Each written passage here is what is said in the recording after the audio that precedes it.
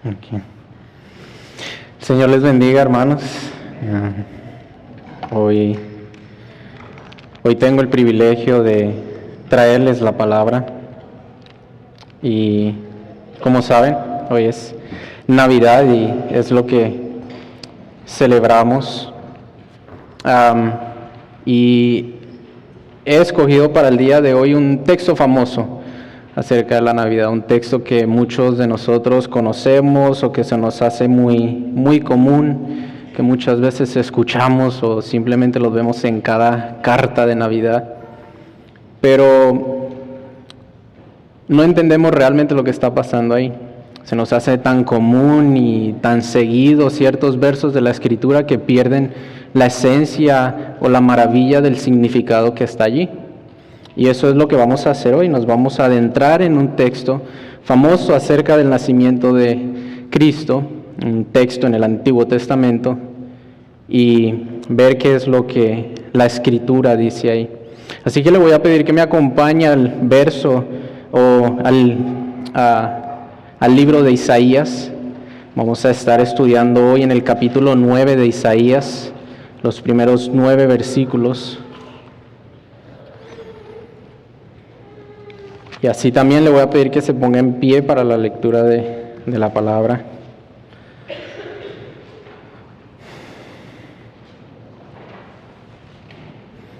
Isaías capítulo 9.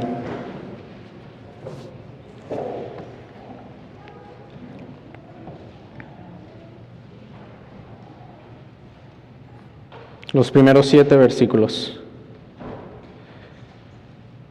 Dice así: Mas no habrá siempre oscuridad para la que está ahora en angustia, tal como la aflicción que le vino en el tiempo que livianamente tocaron la primera vez a la tierra de Zabulón y a la tierra de Neftalí, pues al fin llenará de gloria el camino del mar, de aquel lado del Jordán en Galilea de los gentiles.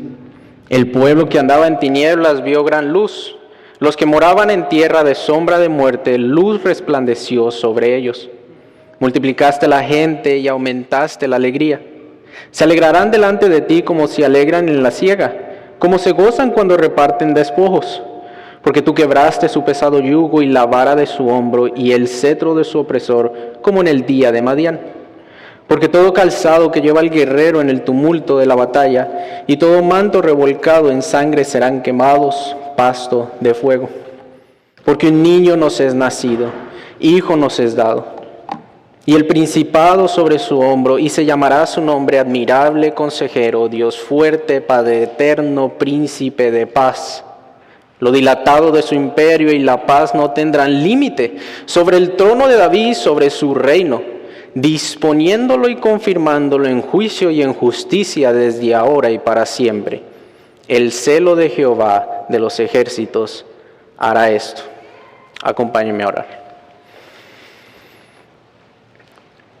Amado Padre Celestial, te damos gracias, Señor, por este día, Señor, por esta tarde que nos ha regalado, Señor, el privilegio de poder venir a congregarnos, Señor, en este día del Señor.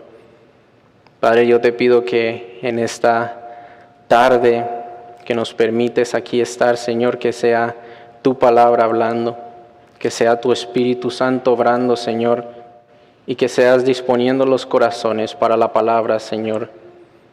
Te pido que me ayudes, Señor, y me des gracia, y que podamos dar gloria y honra a tu nombre en este servicio de adoración. Y te lo pido todo en el nombre de Cristo Jesús. Amén. Pueden sentarse, hermanos.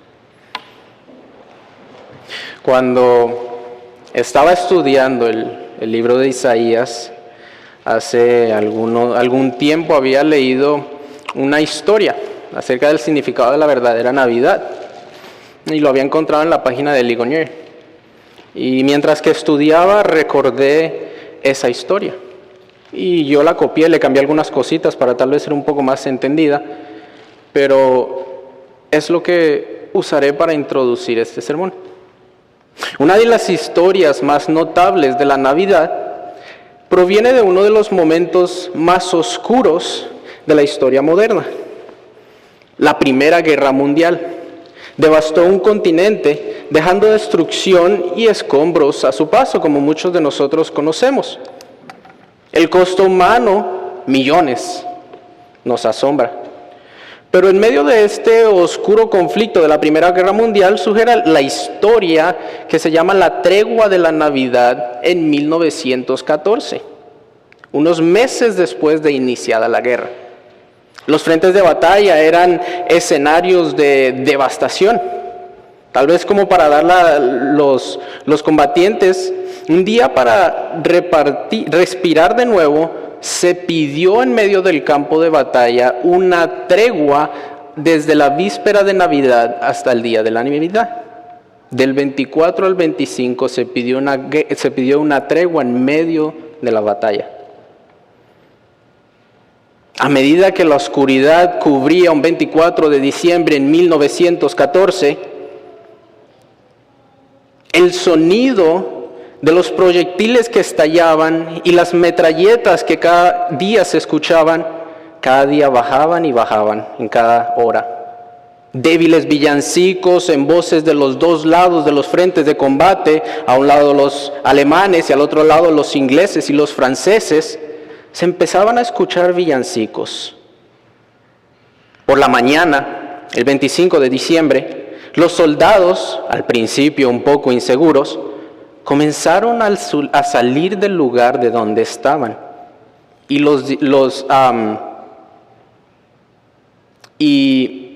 el lugar de donde estaban resguardados hacia el suelo, un suelo lleno de alambres espinosos.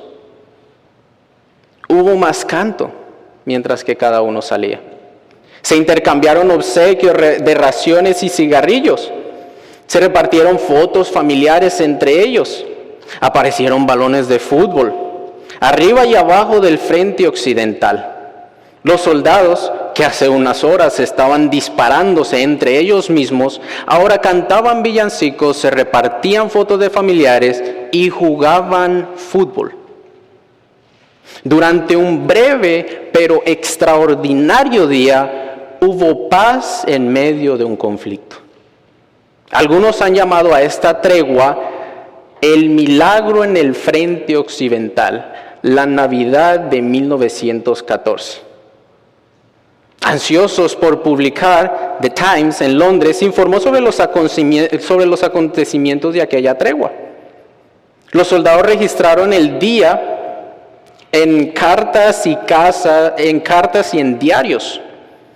Aquí está una de las cartas de un alemán. Los ingleses trajeron una pelota de fútbol de las trincheras y muy pronto se produjo un juego animado.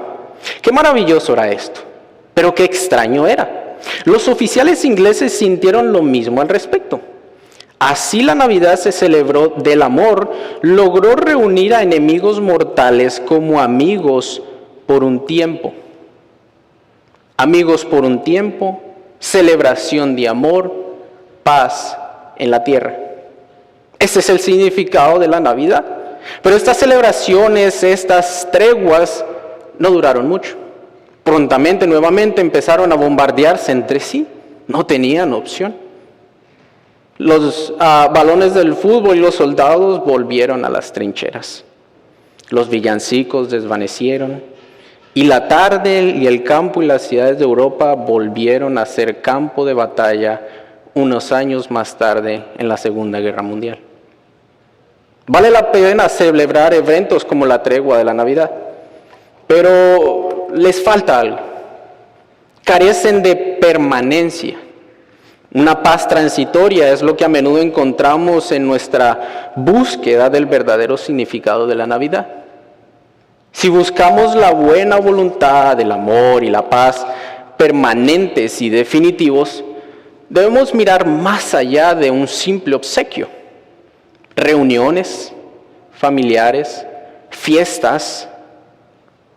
El relato de Isaías en el capítulo 9 que hoy vamos a abrir, un texto muy conocido por muchos, una profecía que marca que un niño nacería, que un hijo nos sería dado para traer luz, libertad, salvación y un reinado de paz eterno al pueblo de Dios, un pueblo hostil y lleno de tinieblas. Y para eso yo hoy quiero presentarle 4 puntos que nos ampliarán a comprender lo que el Mesías traería con su venida. 4 puntos que nos ampliarán a comprender lo que el Mesías traería con su venida para que su pueblo, nosotros, le gloriemos y le adoremos. 4 puntos. Versículo 1 y versículo 2 es mi primer punto. Luz para la que estaba en sombra de muerte. Punto 2, verso 3 al 5. Gozo y libertad y victoria para la que estaba en esclavitud y opresión. Punto 3, versículo 6. Salvación nos es dada para la que estaba perdida. Y el punto número 4, el versículo 7. Justicia y amor para la que era odiada. Empecemos, punto número 1. Vamos a mirar los primeros 2 versículos. Luz resplandeciente para la que estaba en sombra de muerte. Mas no habrá siempre oscuridad, dice el versículo 1, para la que está ahora en angustia, tal como la aflicción que le vino en el tiempo que livianamente tocaron la primera vez a la tierra de Zabulón y a la tierra de Neftalí. Pues al fin llenará de gloria el camino del mar de aquel lado del Jordán en Galilea de los gentiles. En el capítulo 7 y el capítulo 8, Isaías está hablando con el rey Acaz. La oscuridad que marcaba la tierra de Zabulón y la tierra de Neftalí era tal que había llegado al punto de haber sido llevados en cautiverio a Siria. La angustia por la cual pasaría durante casi 215 años habían sido oprimidos por los sirios y por los asirios por causa de la idolatría de Israel. Si usted lee Primera y Segunda de Reyes y Primera y Segunda de Crónicas, usted notará que hubo una división con el hijo de Salomón. Notará que hubo una división con el hijo de Salomón. El reino del sur y el reino del norte se dividió. Israel en 2 partes, 10 tribus a un lado, 2 tribus al sur. Hubo 19 reyes en el reino del norte. Y ni uno solo hizo lo recto ante los ojos de Jehová. Un pueblo idólatra, un pueblo hostil, un pueblo necio, un pueblo terco, en camino a la ruina. Y Dios le había advertido esto por muchos años. El profeta Elías lo envió, a Eliseo, a Oseas, a Amós, pero el pueblo no quiso escuchar la palabra de Jehová. Así que el Señor los entregó a sus deseos. Los entregó a lo que ellos tanto habían pedido en sus corazones, lo que anhelaban. Asiria vino, y lo podemos leer en Segunda de Reyes 15, Asiria vino y mató, abrió vientres de mujeres embarazadas y desoló a los sobrevivientes. Se les llevó al exilio. La estrategia de Asiria era algo impresionante. Asiria venía conquistando todos los pueblos de arriba para abajo. Cuando llegó a la parte de Neftalí y de Zabulón, cuando conquistaron todo ese pedazo del reino del norte, Asiria no simplemente los cogió y se los llevó a Siria. Lo que hicieron fue dispersarlos a los mismos cautivos. Unos aquí, unos aquí, unos aquí, unos aquí. Por eso estas tribus del reino del norte, las 10 tribus, son conocidas como las tribus desaparecidas. Así fue como el Señor les había dicho que les presentaría carta de divorcio a través de los profetas. Y que no sería más el pueblo de Él. Las desechó. Y precisamente en el reinado de Acaz, donde nos encontramos, que es aquí en Isaías se está dando esta profecía, Isaías 8:22, un capítulo antes, dice así: y mirarán a la tierra y aquí tribulación y tinieblas, oscuridad y angustia, y serán sumidos en las tinieblas.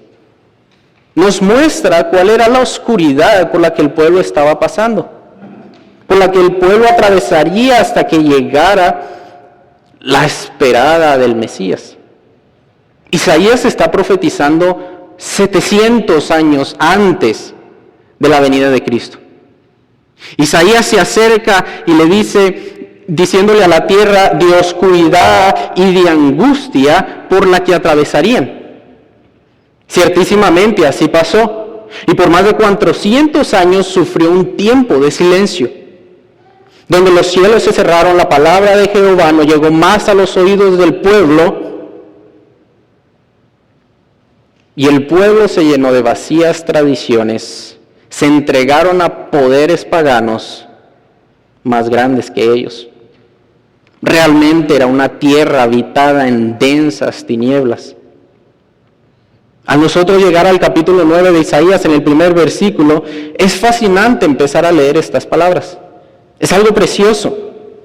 Luego de que Asiria haya por tantos años mantenido dominio sobre el pueblo del norte y que las había erradicado del mapa, luego de una larga espera de más de 400 años donde no se escuchaba la voz de Jehová, dice aquí en el primer versículo: mas no habrá siempre oscuridad para la que está ahora en angustia. Versículo 2, el pueblo que andaba en tinieblas vio gran luz. Los que moraban en tierra de sombra de muerte, luz resplandeció sobre ellos. Los dos primeros versículos son una palabra de consuelo. Llegaría el día en que ya no habría más oscuridad. Para aquella que estaba en angustia y sin salida, resplandecería una luz brillante sobre ella. Hay algo que no podemos pasar por alto aquí antes de que yo siga. Hay algo muy claro que el texto nos está dejando o nos está recalcando en la profecía de Isaías. Y es que Dios a cada quien paga según sus hechos. Ellos despreciaron la palabra de Jehová y se habían entregado a dioses, se habían entregado a los deseos de sus propios corazones, se habían entregado a descansar en otras naciones, cuando Isaías les estaba diciendo: descansa en Jehová, huye de ellos. Jehová les dio lo que tanto estaban pidiendo. Por años en sus corazones idolatría, 206 años en las mismas tinieblas. Aquel pueblo fue destruido y simplemente desolado.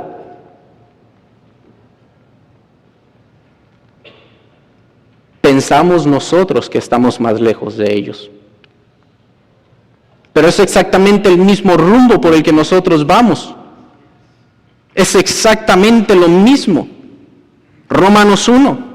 Y me encanta cómo MacArthur lo ilustra en esta sección. Dice: el mundo está en tinieblas, en la ignorancia, en la incapacidad de conocer a Dios y cambiar su comportamiento, aun cuando Dios le ha dado una pequeña luz. ¿Escucharon eso? Dios nos ha dado una pequeña luz. La pregunta: ¿cuáles son dos de esas pequeñas luces? Romanos 1 nos los dice claramente. Les ha dado dos pequeñas velas, una la vela de la creación y la otra la vela de la conciencia. Pero antes de que pase mucho tiempo, el hombre las apaga y luego en la oscuridad, y luego queda en oscuridad total. Romanos 1:19, Dios se manifestó a ellos a través de las cosas hechas, lo que es una pequeña vela de creación, suficientemente para ver a Dios, y dentro de ellos les colocó otra vela, una pequeña vela de conciencia, suficiente luz para ver a Dios. De modo que al final del versículo 20 en Romanos 1 dice: no tienen excusa. Pero luego el versículo 21, pues habiendo conocido a Dios, no le glorificaron como a Dios, ni le dieron gracias, sino que se envanecieron en sus razonamientos, y su necio corazón fue entenebrecido. El hombre en su pecaminosidad apaga las únicas luces que tiene para darle algún sentido de dónde está Dios. Algún sentido de dónde está el bien y el mal. Algún sentido de la verdad. El hombre sopla la única esperanza que tiene por el pecado deliberado en su vida. El reino del norte fue destruido y desolado por haber desechado a Dios. La idolatría a sus dioses paganos y al yo mismo los llevó a su misma destrucción. El Señor simplemente abrió paso a lo que ellos querían. Pero estos versos nos muestran, y póngale atención, la fidelidad de un Dios hacia un pueblo infiel y depravado. Eso nos muestran estos textos, la fidelidad de un Dios hacia un pueblo infiel y depravado. El Señor los entregó a sus propios placeres, pero dice prontamente llegará renuevo. Esto es miel al paladar. Es un consuelo para aquella tierra que vivía en desolación y angustia, en temor, en debilidad, en oscuridad. Y el Señor le dice, no será para siempre. Pues al fin o al final llenará de gloria o de honra el camino del mar de aquel lado del Jordán en Galilea de los gentiles. Es donde nos abre el versículo 2 para ampliar la explicación. El pueblo que andaba en tinieblas vio gran luz, los que moraban en tierra de sombra de muerte, luz resplandeció sobre ellos. Galilea de los gentiles estaba situada al extremo de la nación de Israel, en el norte, pegada a pueblos paganos a todo su alrededor. Y en cierto tiempo establecido, el Señor traería luz, gloria y honra a la tierra de Galilea, esa misma que había sido desolada. Quiero que nos hagamos la idea de la oscuridad por la que estaba pasando esta tierra. Esta palabra se usa en 2 versículos donde es muy clara. Éxodo 10, 21 al 23. Es la misma palabra que se usa para las plagas de las tinieblas. Jehová dijo a Moisés, extiende tu mano hacia el cielo para que haya tinieblas sobre la tierra de Egipto, tanto que cualquiera las palpe. Y extendió Moisés su mano hacia el cielo, y hubo densas tinieblas sobre toda la tierra de Egipto por 3 días. Ninguno vio a su prójimo, ni nadie se levantó de su lugar en 3 días. La misma palabra, Osaí. Y el otro es Deuteronomios 4:11. La misma palabra se usa para describir la nube que cubría la gloria de Jehová para que el pueblo no lo viese en el monte Sinaí. Imagínense lo densa que tenía que ser esta nube para que el pueblo no mirase la gloria de Jehová.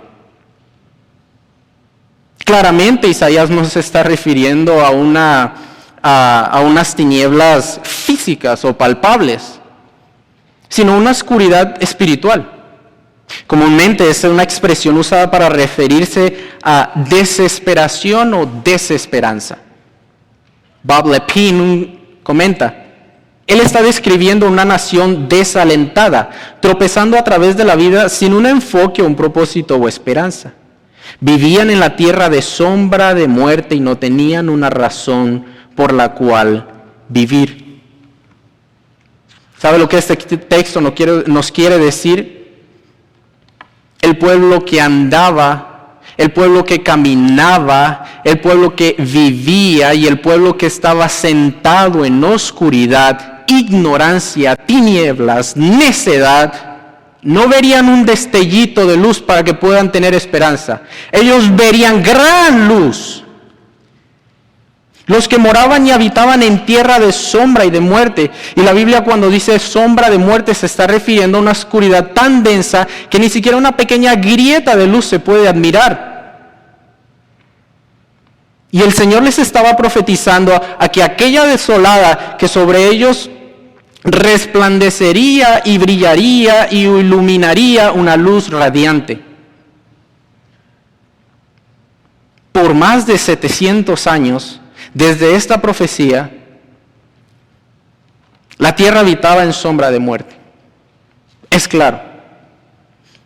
Y en donde encontramos 400 años de esos 700, donde Dios parecía estar simplemente en silencio. Y entonces, no repentinamente, mis hermanos, ni porque el tiempo lo dio, ni porque la suerte llegó, sino en el tiempo perfecto de Dios, un ángel se le aparecería a los pastores en la ciudad de Belén para anunciarles que había nacido el Salvador, que es Cristo el Señor.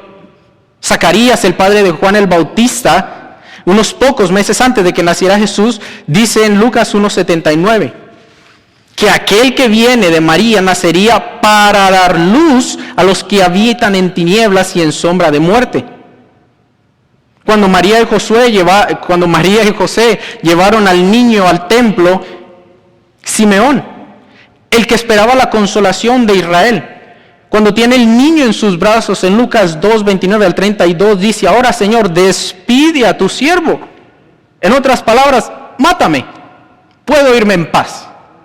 Señor, despide a tu siervo conforme a tu palabra, porque han visto mis ojos la salvación, la cual has preparado en presencia de todos los pueblos. Y mire, luz para revelación a los gentiles y gloria de tu pueblo Israel.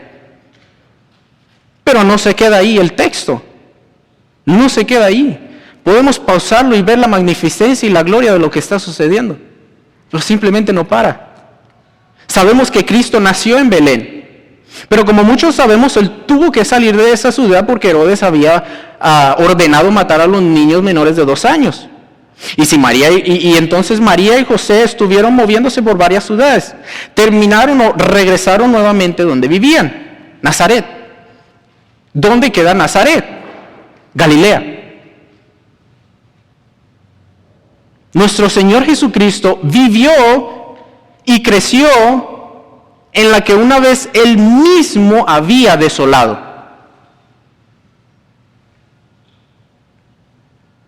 Ahora es donde ha llegado a ser una gran luz para los gentiles. A mí me cuesta comprender esto. Él mismo había desolado a esa tierra por idolatría y ahora había decidido crecer en Galilea y ser luz a los gentiles. Los planes de Dios, el amor, la misericordia de un Dios infinito dada a una región que no merecía eso. Jesús principia su ministerio allí, luego de haber escuchado que Juan el Bautista estaba preso.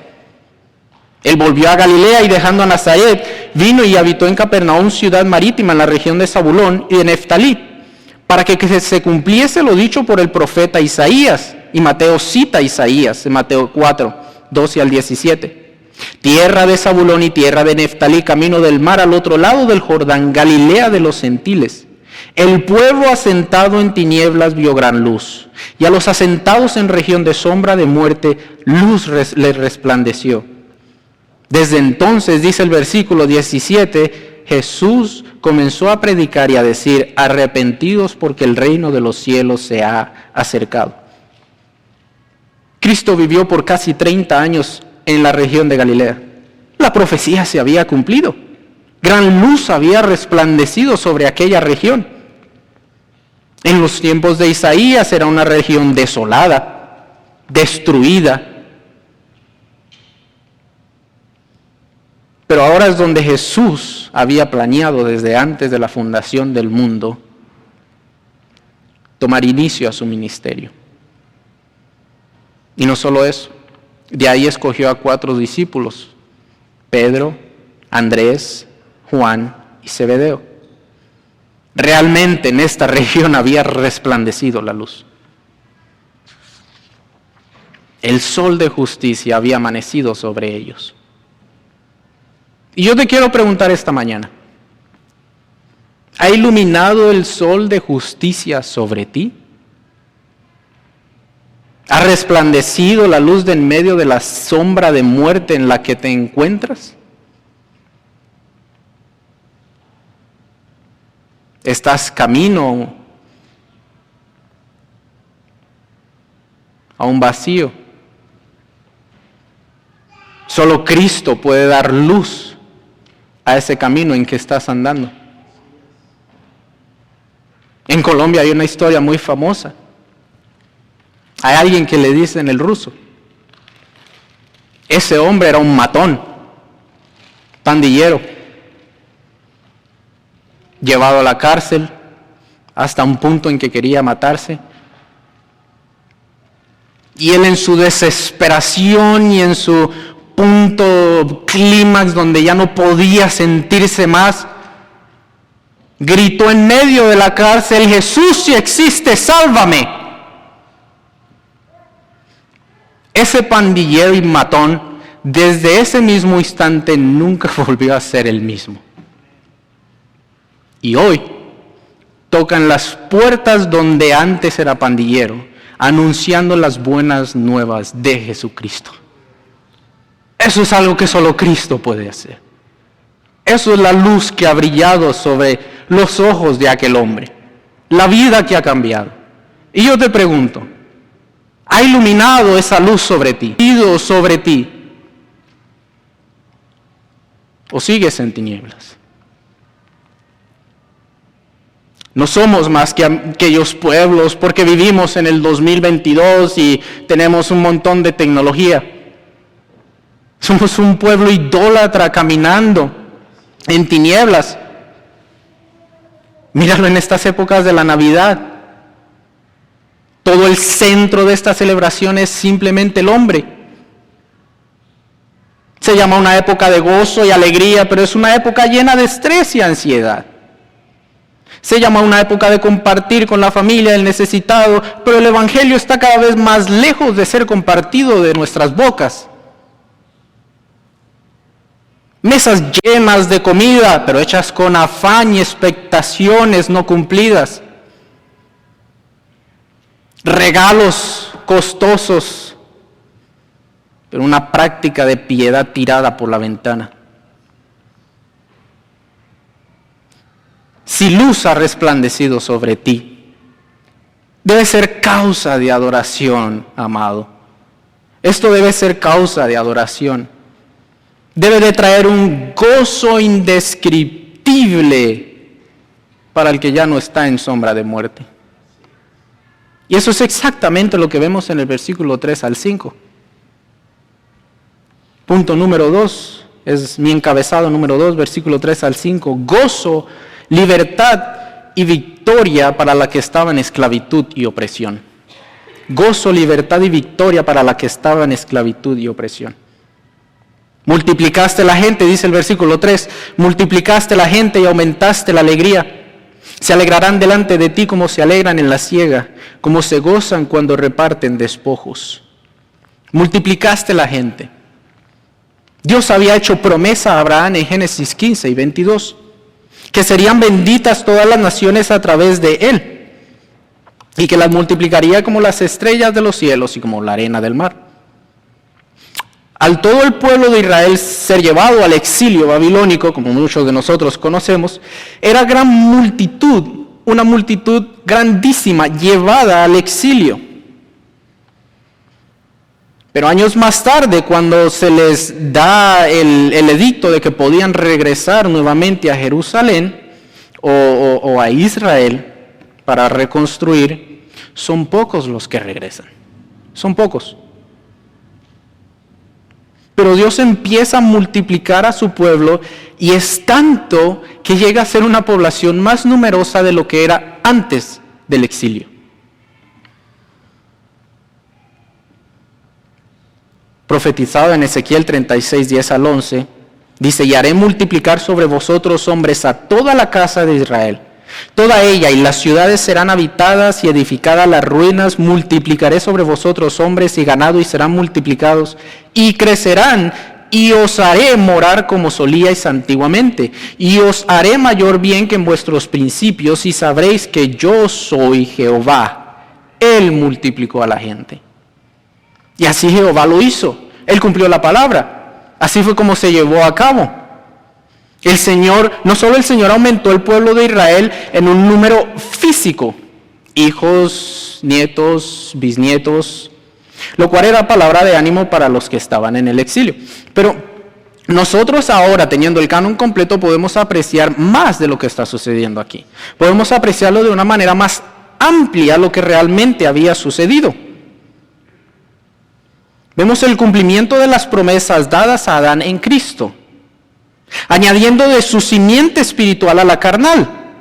Se está refiriendo a un dominio más grande, a un crecimiento del reino del Mesías, ya no solamente del pueblo de Israel, sino un dominio que tendría tanto sobre la nación de Israel como sobre la nación de los gentiles. Es lo que dice el versículo 7 y lo estudiaremos. Dice que su reino iría en aumento y en aumento y no tendría fin. Jehová ha multiplicado las gentes con el propósito de que el Hijo gobierne sobre todos aquellos que el Padre le ha dado. Pero no solo ha aumentado la gente, sino que el mismo texto nos dice que Jehová ha aumentado la alegría. Multiplicaste la gente y aumentaste la alegría. Esto quiere decir que las ha multiplicado con el propósito de que lo adoren con alegría. No era el simple hecho de hacer una nación grande. Era el hecho de hacer una nación grande para que le adorara y le glorificara. 3 veces se repite esta palabra alegría. Y el texto quiere enfocarnos en 3 cosas. Del versículo 3 al 5. ¿A quién va dirigida la alegría? La expresión de la alegría y la razón de la alegría. ¿A quién va dirigida la alegría? La expresión de la alegría y la razón de la alegría.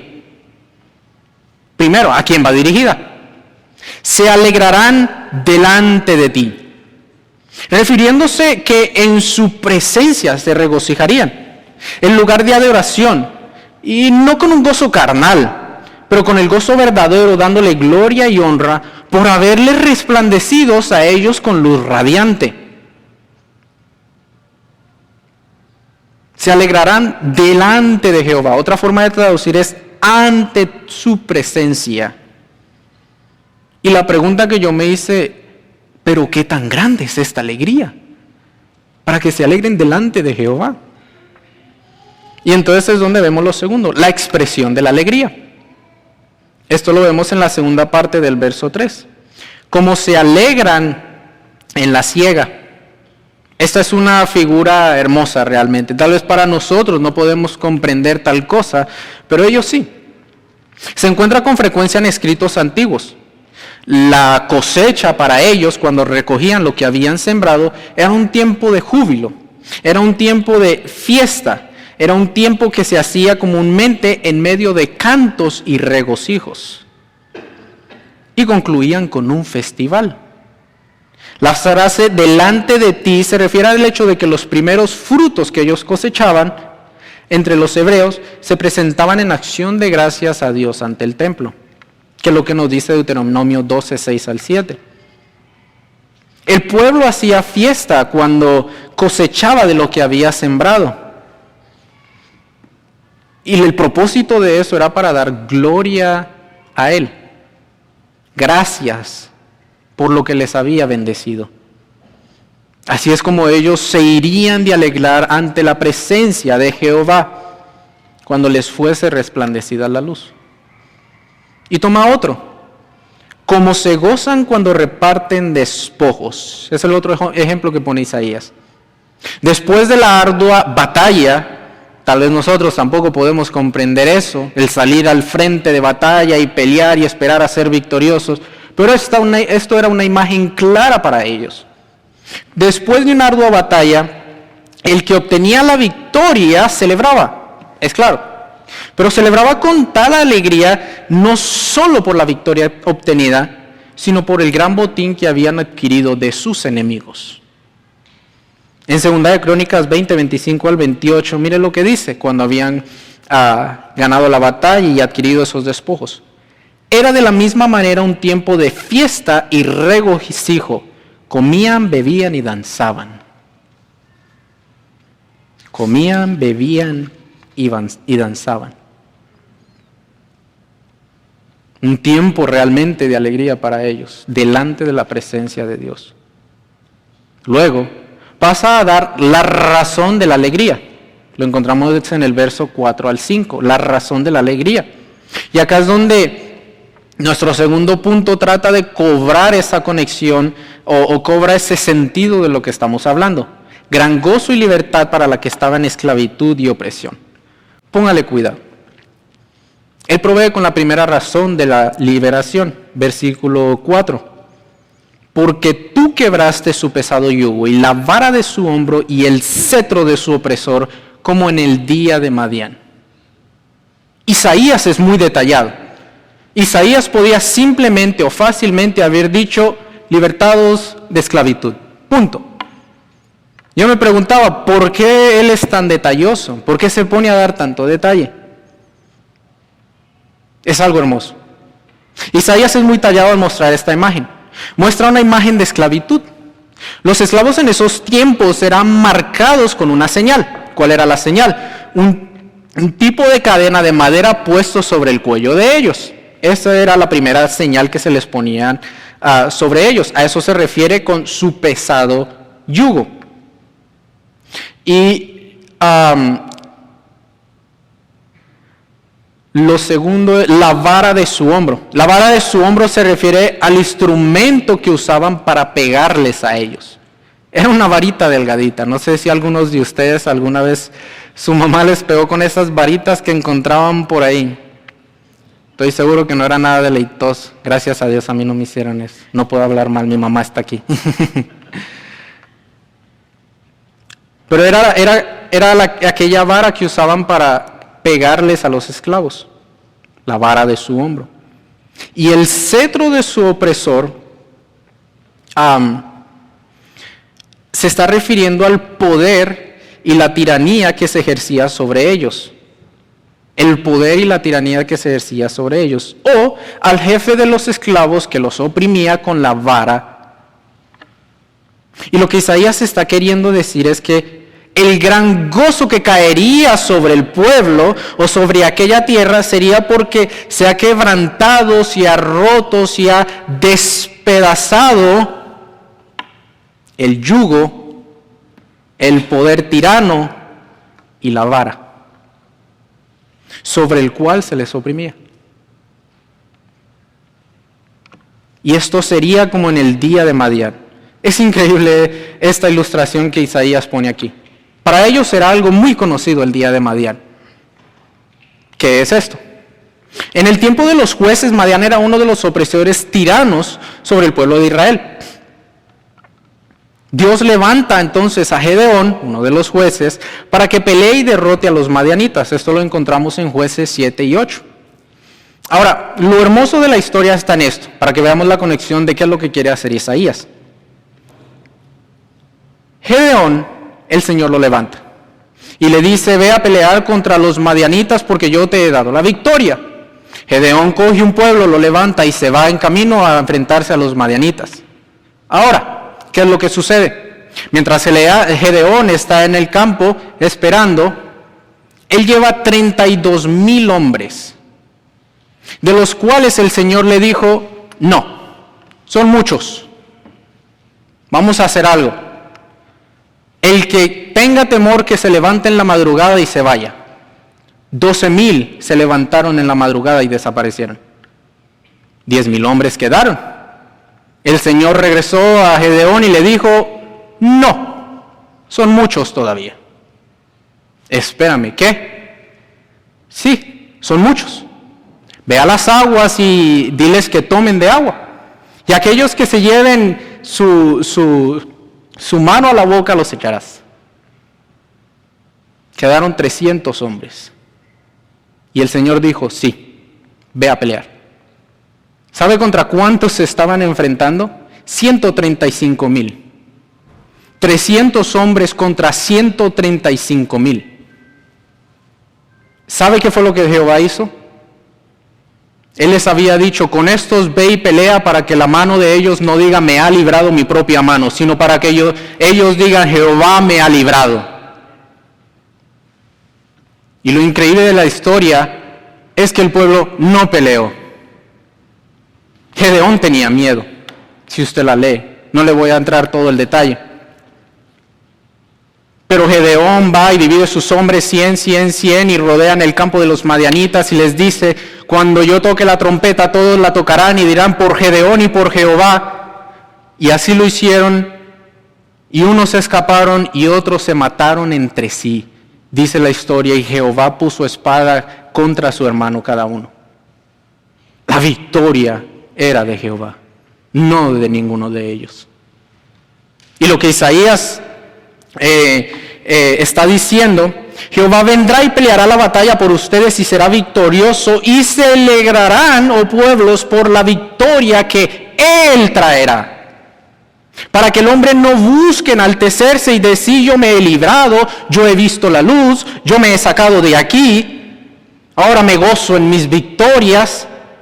No, mi hermano. Isaías les está diciendo, Jehová quebrará las cadenas de esclavitud y librará a su pueblo. Así como lo hizo en el día de Madián, la mano de Jehová ha hecho esto. Isaías, que profetiza esto, pone más peso sobre estos dos versículos al nosotros entrar al versículo 5. La razón de este gran gozo es la victoria. Versículo 5. Porque todo calzado que lleva el guerrero en el tumulto de la batalla y todo manto revolcado en sangre serán quemados, pasto de fuego. Esto es un versículo muy difícil de traducir en sí. Hay varias formas de cambiar ciertas palabras, hay ciertas palabras en arameo, lo cual lo hace difícil. Y no simplemente eso, sino la palabra porque todo calzado que lleva el guerrero en el tumulto de batalla, esta es la única vez que se usa en la Escritura. Es difícil de poder llegar a entender un poco lo que está haciendo aquí. Le voy a leer dos traducciones para que vean lo que me refiero. Dice la Biblia de las Américas, porque toda bota que calza el guerrero en el fragor de la batalla y el manto revolcado en sangre serán para quemar, combustible para el fuego. La Nueva Versión Internacional. Todas las botas guerreras que resonarán en la batalla y toda la ropa teñida en sangre serán arrojadas al fuego, serán consumidas por las llamas. Podemos apreciar la diferencia en las traducciones, pero yo no me voy a meter en cuanto a ese dilema o esa disputa. Es muy interesante realmente lo profundo que uno puede llegar en cuanto a este versículo, pero yo simplemente me voy a quedar con el principio mismo, y esto también es por causa del tiempo. Entonces, el principio es claro, y yo tuve que ir a comentarios. Se me hizo un poco difícil tratar de buscar o adentrarme a lo que este versículo hacía. Dice un comentario, refiriéndose al ruido o tumulto de la batalla, imagínese usted como esas películas de guerra que se escuchan, las botas así que van subiendo a la batalla, algo tipo así se está refiriendo. En medio de que el hombre sube equipado, calzado para el servicio militar, el profeta nombra la bota y el vestido con un propósito obvio, subiendo a pelear la batalla. Sigue diciendo el comentarista, la destrucción de las armas enemigas sigue como algo natural, incluso los zapatos militares usados por los soldados en las filas enemigas, y las capas militares que yacían en la sangre derramada violentamente sobre el campo de batalla fueron todos entregados al fuego. La pregunta, ¿qué rayos quiere decir esto? Porque no podemos simplemente o superficialmente comprenderlo. Esto es lo que quiere decir. La victoria es decisiva y el reino de paz empieza. Las armas de guerra, los vestidos rojos llenos de sangre, la pesada bota que hace resonar la tierra con la pisada del guerrero, esas serían echadas en el fuego y quemados. Comenzaría el reino de paz. El juicio y victoria por parte de Dios, dando inicio al reinado del Mesías. A un reinado de paz, y préstele atención a esto, a un reinado de paz establecido en sangre. Voy a tocar un poco esto en el versículo 7. Pero por ahora quiero que lo tengan en las mentes. La victoria del pueblo de Dios dando inicio al reinado del Mesías, a un reinado de paz establecido en sangre. Zacarías 9 al 10, alégrate mucho, hija de Sión, da voces de júbilo, hija de Jerusalén. He aquí tu rey vendrá a ti justo y salvador, humilde y cabalgando sobre su asno, sobre un pollino hijo de asna. Y de Efraín destruiré los carros y los caballos de Jerusalén, y los arcos de guerra serán quebrados. Y hablará paz a las naciones, y su señorío será de mar a mar y desde el río hasta los fines de la tierra. Para los que quieran escribir otros versículos, no los leeré. Salmos 46, 8 al 10. Y el otro Lucas 12, 49 al 53, donde el Señor dice, fuego vine a echar sobre la tierra. Mis amados, Isaías está diciendo que la otra razón de gran gozo por la que deberían de gozarse delante de Jehová era que Jehová pelearía la batalla por ellos y traería la victoria trayendo un reino de paz. Gozo, libertad, victoria para la que estaba en esclavitud y opresión. Mis amados, despierten de su sueño. Adora al Señor, adórale, adora en gozo y alegría a Jesucristo, nuestro Redentor, nuestro Señor. Él ha resplandecido luz radiante sobre las tinieblas de muerte en las que tú andabas. Ha liberado al cautivo, ha roto las cadenas de este pesado yugo de pecado con el que cargabas. Como buey trillando hasta la muerte para recibir una condenación eterna, donde ya no habría más esperanza. Dice un comentarista, si tú murieras hoy sin Cristo, cuando llegares a la puerta del infierno, verías un gran letrero que diría, rinde la esperanza. Pero aún acá, mis hermanos, aún acá en esta tierra de tinieblas donde nosotros estamos morando, en este mundo lleno de oscuridad, hay esperanza. La hay. Y para los que estamos en Cristo, Él ha roto nuestro yugo, quebrantado el arma con que nos afligían, destrozado el opresor tirano, te ha librado de la esclavitud de la ley, del pecado y de Satanás. Y ha dado victoria a su pueblo, trayendo paz a todo aquel que está en Cristo, porque el gozo que tienes fuera de Cristo es un gozo pasajero, es un gozo insuficiente y es un gozo frágil. Alégrate en el Señor, alégrate en su salvación. Él ha engrandecido la alegría ahora delante de su presencia. Gózate. Gózate porque un niño nos es nacido. Gózate porque hijo nos es dado. Y ese es nuestro tercer encabezado. Salvación nos es dado para la que estaba perdida. Porque un niño nos es nacido, versículo 6, hijo nos es dado y el principado sobre su hombro y se llamará su nombre admirable, consejero, Dios fuerte, Padre eterno, príncipe de paz. Me encantaría meterme en cada uno de estos atributos, pero no tengo el tiempo suficiente. Simplemente los pasaré rápido y daré una explicación muy sencilla. Pero hay algo que quiero que note. Isaías, habiendo hablado de la gloria de la luz, el gozo y la victoria de su reino, el profeta procede ahora en el versículo 6 a hablar del fundamento y la causa de ello que había dicho antes. La imagen de un reino de paz no podía ser completada sin la manifestación del rey. Este versículo, como ya le había dicho, es un versículo impactante. Es normalmente el versículo que usamos para la Navidad. Pero algo en lo que yo me voy a centrar más no va a ser tanto en los 5 atributos, sino en las 2 primeras secciones.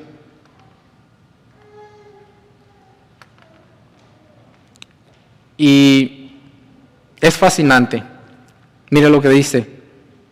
Literalmente traducido, las 2 primeras palabras es: porque un niño es nacido a nosotros y un hijo nos es dado a nosotros. ¿Sabe lo que está mostrando estas 2 frases? Está mostrando la humanidad del Mesías y la deidad del Mesías. Porque un niño, un bebé humano, nos es nacido. Hijo, el Hijo de Dios, la segunda persona de la Trinidad, nos es dado. ¡Qué misterio! No un ángel, no un superhombre, no un hombre super perfecto, moralmente bueno. Dios mismo en carne y hueso. Dios con nosotros. Un comentarista dice: no hay nada más débil, más indefenso, más dependiente que un niño teóricamente. El Mesías podría haber venido como un hombre completamente desarrollado, ya grande, creado como adulto, tal como fue creado Adán. Pero para que Jesús se identificara plenamente con la humanidad y mostrara en su venida la naturaleza de siervo que está en Dios, se despojó a sí mismo tomando forma de siervo y haciéndose semejante a los hombres. Eso es una humillación. Eso es humildad, mostrada a través de las palabras del profeta Isaías. Lo primero que yo pensé realmente, y le voy a ser honesto, cuando leí estas palabras, yo pensé que aquel era dado para nuestro beneficio, porque es lo que dice, dado a nosotros, nos es nacido a nosotros. Y yo dije, esto es para nuestro beneficio. Es cierto, pero no es el punto central de lo que dice aquí. Este niño no es nacido ni nos es dado simplemente para nuestro beneficio, sino para la gloria de Dios. Lucas 2, 10 al 14, pero el ángel le dijo, no temáis, porque aquí os doy nuevas de gran gozo, que será para todo el pueblo, que os ha nacido hoy en la ciudad de David un Salvador, que es Cristo el Señor. Esto os servirá de señal. Hallaréis al niño envuelto en pañales, acostado en un pesebre, y repentinamente apareció con el ángel una multitud de huestes celestiales, que alababan a Dios y decían, gloria a Dios en las alturas y en la tierra, paz entre los hombres en quienes Él se complace. Sujel Michelén dice, ese niño indefenso en brazos de María era el Todopoderoso, Dios y hombre al mismo tiempo, sin que su divinidad lo convirtiera en un superhombre y sin que su humanidad lo rebajara al nada. Todo lo que era Dios. Me encanta la ilustración de Ken Haver, es algo precioso. La deidad vino a ser alimentada por el seno de una joven doncella. ¿Puede haber algo más misterioso o profundo? El bebé termina de comer y suspira. El verbo divino reducido a unos pocos balbuceos. Entonces, por primera vez, sus ojos se fijan en su madre. La deidad esforzándose por enfocar su vista. Ella toca sus manos pequeñitas y las manos que una vez esculpieron las montañas, ahora tratan de aferrarse a los dedos de su madre. Y todo sin dejar de ser Dios. Qué misterio tan incomprensible. Porque un niño nos es nacido, hijo nos es dado, y el principado sobre sus hombros. Lo que quiere referirse es el dominio y el imperio será sobre él. Él lo llevará. La autoridad suprema la cargaría el Mesías, Cristo encarnado, victorioso, el cual traería el reino de paz. Y se llamará su nombre, y luego pasa a dar 5 atributos, los que reflejan su deidad claramente. Pertenecen a Él y en su capacidad de realeza, y expresando principalmente las cualidades desplegadas en su dominio y su reino. Y se llamará su nombre admirable, consejero, Dios fuerte, Padre eterno, príncipe de paz. Admirable, maravilloso, imposible de comprender. Un nacimiento virginal, Dios encarnado, aún siendo Dios, donde estas dos, la deidad y la humanidad, no se mezclan ni tampoco se separan. Admirable. 1 Timoteo 3:16 es indiscutiblemente grande, en otras palabras, admirable o maravillosa el misterio de la piedad. Dios manifestado en la carne, justificado en el Espíritu, visto de los ángeles, predicado a los gentiles, creído en el mundo, recibido arriba en gloria. Maravilloso. Consejero. Normalmente los reyes, ellos estaban llenos de consejeros. Él no. Él posee la sabiduría. Es más, Él es la sabiduría. Él conoce todo consejo de Dios, en quien están escondidos todos los tesoros de la sabiduría y del conocimiento. Dios fuerte. En otras palabras, Dios poderoso. Lo que es increíble de este título es que si usted hace un estudio donde se usa esta palabra, usted va a encontrar que cada vez que se usa esto simplemente se está refiriendo a Dios. En otras palabras, ¿sabe lo que está refiriéndose cuando dice Dios fuerte? El que nacería sería Jehová mismo. Eso es lo que está diciendo. Jehová mismo nacería, el Dios todopoderoso del Antiguo Testamento, que nunca cambia, es el mismo, ayer, hoy, siempre, ese nacería en un pesebre. Padre eterno. La idea es que es la fuente de toda la eternidad. Él es la palabra por el cual fueron creadas todas las cosas, visibles e invisibles. Lo señala como admirable, pues siendo aún un niño, es sin embargo el eterno Padre. Y no se está refiriendo a que cambia y entonces se pone, Él es el Padre de la Trinidad, no. Sino que lo que quiere decir es una benevolente autoridad del Hijo y un cuidado eterno por su pueblo. Y por último, príncipe de paz, refiriéndose al único que podía reinar y traer realmente un reinado de paz entre dos entidades hostiles. ¿Cuáles? Dios y el hombre. Un reino maravilloso y lleno de sabiduría. Un reino donde el Todopoderoso está sentado en el cielo, en su trono, siendo un reino eterno y sin fin, gobernado por un príncipe de paz. Y por último, el verso 7, ya estamos para terminar. El reino eterno de paz y justicia y rectitud es nuestro cuarto y último punto. El reino eterno de paz, justicia y rectitud. Lo dilatado de su imperio y la paz no tendrán límites sobre el trono de David y sobre su reino, disponiéndolo y confirmándolo en juicio y en justicia desde ahora y para siempre. El celo de Jehová de los ejércitos hará esto. El aumento creciente de su dominio. El aumento creciente del dominio de paz donde no tendría fin. A él se le daría todo el trono eterno de David. La magnitud de la magnificencia del dominio del Mesías y la paz que traería sería tal que no habría límite. Y lo interesante del texto es que dice, va en crecimiento. Un reino eterno de paz en crecimiento. Lo dilatado, la otra forma de traducirlo es aumento. Un imperio sin límite establecido y sostenido en juicio y en justicia. El Mesías reinando en paz, en juicio y en justicia. El verso 6 y el verso 7 están simplemente conectados. Muchas veces cuando hablamos de Cristo inmediatamente pensamos amor. Es lo primero que pensamos. Dirige rápidamente hacia esa dirección. Claramente esto es cierto, amor. Amor fue lo que mostró Cristo y la Escritura nos lo revela. Pero se nos olvida algo que trajo junto a su amor. Es como la otra cara de la moneda. Y lo que Él trajo es justicia. Jesús se encarnó porque Dios es perfectamente justo. Jesús se encarnó porque Él no puede pasar por alto nuestros pecados. Los 5 atributos, ellos nos recuerdan el verdadero significado de la Navidad. La encarnación.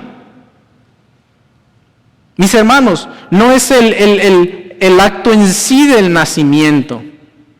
Aún los evangelios no ponen su vista allí. Marcos y Juan no lo hacen. Mateo simplemente para hablar de que aquel sería nacido del linaje de David. Y Lucas simplemente dice, nació un bebé. Claro, hay otros hechos y acontecimientos del nacimiento que son más reveladores y más impactantes. No se puso a decir cómo había nacido, que si duró mucho en el parto, que si esto, que si... Jesús nació. Nació un niño envuelto en pañales. Vayan. Ponemos tanto enfoque a veces en el pesebre. No. Sí, debe de estar nuestro enfoque en la muy esperada venida del Hijo de Dios, en que el Todo el Poderoso se hizo débil, hombre, en que es tanto nuestra maldad, es tanto nuestra perversidad, nuestra ignorancia y adulterio que Dios mismo tuvo que venir. Estar bajo la ley. En obediencia y sumisión a María y a José, aquellos que él mismo había formado. Bajo tentaciones, tristezas, abatimientos, para por su justicia y amor mostrarnos algo tan grande e incomprensible. Y a nosotros nos cuesta, realmente nos cuesta encontrarle significado a esto. Nos cuesta. Sino que es hasta que entendemos que si decidió amar a lo que era no digno de su amor, sino de su ira. Hasta que no entendemos esto, no podemos comprender la justicia y el amor de Dios que descendió. Que Él amó a los que eran dignos de ira, haciéndose maldito por nosotros, el justo por los injustos, el admirable consejero, Dios fuerte, Padre eterno, colgado en un madero. Qué maldad y qué depravación del hombre. Herido y molido por nuestros pecados, llevado al punto de ser desamparado por el mismo Padre con quien consentía toda una eternidad. Mis hermanos, al pensar en la Navidad, nuestro enfoque no tiene que estar en un pesebre, tiene que estar en el Gólgota, en la cruz, en las afueras de Jerusalén, donde Dios envió lo que más ama para salvar a lo que más aborrece, para ofrecer una paz verdadera y permanente, una paz que no depende de nuestras circunstancias, no depende de nuestro buen comportamiento, una paz que depende del hecho de que hemos sido reconciliados con Dios. Romanos 5:1, justificados pues por la fe, tenemos paz para con Dios por medio de nuestro Señor Jesucristo. Y en el versículo 8, más Dios muestra su amor para con nosotros, en que siendo aún pecadores, Cristo murió por nosotros. Fuimos reconciliados con Dios por medio de la muerte de su Hijo. Salmos 85:10, la misericordia y la verdad se encontraron, la justicia y la paz se besaron. Exactamente eso fue lo que ocurrió en el Calvario. Un reino de paz establecido en juicio y rectitud. Isaías culmina la profecía con una palabra bella. El celo de Jehová de los ejércitos hará esto. ¿Sabe lo que significa esto? El amor ardiente de Dios por su gloria. El Señor sella esta profecía diciendo, es mi gran deseo, es mi gran anhelo enviar al Mesías para salvar a aquella que estaba en oscuridad. Yo lo haré. Amados, esto es simplemente para que demos gloria. Es un recuerdo de lo que realmente festejamos en estos días. No solo estos días, sino domingo a domingo, lunes a lunes, martes a martes, cada día. El mirar de que se nos ha resplandecido la luz, de que andábamos en tiniebla y sombra de muerte, pero ahora vemos. De que ahora hemos sido salvos de aquella esclavitud del pecado, de la ley, de Satanás, y de que el Mesías se nos ha dado, y que en justicia y amor ha mostrado Él. Y yo simplemente te pregunto y te dejo con esto. ¿Ha resplandecido la luz sobre ti? No en una tregua, como le dije en la introducción, una tregua momentánea que pasaría en cierto momento y dejaría de ser, sino una tregua eterna. Una paz eterna entre dos entidades hostiladas. Él lo entregó y Él voluntariamente vino a este mundo a morir por pecadores, para salvar lo que se había perdido y reconciliarnos con el Padre. Yo le pido que hoy medite en eso. Qué maldad la mía, qué amor y justicia tan grande la de Dios. Oremos. Amado Padre, te damos gracias, Señor, por lo que has hecho por nosotros, por recordarnos, Señor, el centro de todo lo que hacemos, Señor, que es que tú te lleves toda la gloria completa. No nosotros, Señor. Pero aún a pesar y detrás de todo esto, el ver, Señor, cuán grande amor por pecadores, el justo por los injustos, el eterno por criaturas depravadas, la fidelidad de un Dios hacia un pueblo idólatra. Gracias, Señor. Gracias por revelarnos la luz del Evangelio. Gracias por llevarnos a la cruz, mostrarnos la luz. Antes llamados hijos del diablo, ahora hijos de luz. Ayúdanos, Señor. Confórmanos cada día a la imagen de tu Hijo Jesucristo. Y ayúdanos a edificarnos, Señor, en amor, para que tú seas glorificado y exaltado en medio del pueblo que has venido a salvar. Y todo te lo pido en el nombre de Cristo Jesús. Amén. Hermanos.